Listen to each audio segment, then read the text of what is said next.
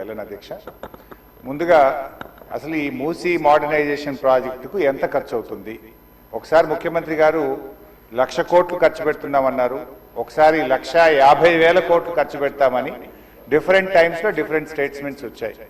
అసలు ఈ మూసీ ప్రాజెక్టు సుందరీకరణ మీద రాష్ట్ర ప్రభుత్వం ఎంత ఖర్చు పెట్టాలనుకుంటుంది?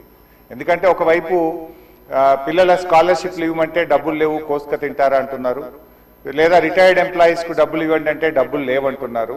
మూసీ సుందరీకరణ మీద 1,00,000 కోట్ల 1,50,000 కోట్ల ఎంత ఖర్చు పెడతామనుకుంటుంది ప్రభుత్వం? సూటిగా సమాధానం చెప్పండి.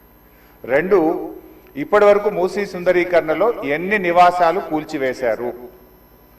ఆ కూల్చివేసిన నివాసాలకు 2013 భూసేకరణ చట్టం కింద పాత ఇండ్లకు కంపెన్సేషన్ ఇచ్చారా? వేజ్ లాస్ ఇచ్చారా?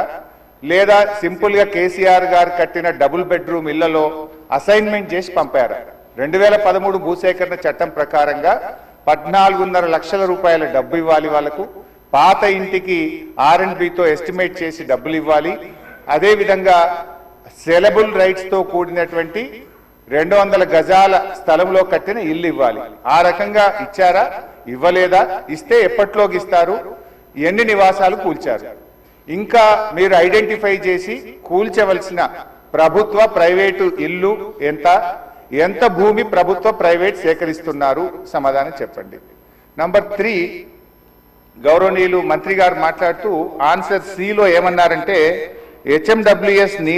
హెచ్ఎండబ్ల్యూఎస్బి నీటిని హిమాయత్ సాగర్, ఉస్మాన్ సాగర్ లో పంపిణీ చేయడానికి చేపట్టింది. మూసీ నదిలోకి ఎప్పటికప్పుడు విడుదల చేయడానికి 2.5 టీఎంసీలు రిజర్వ్ చేయడం జరిగింది అన్నారు.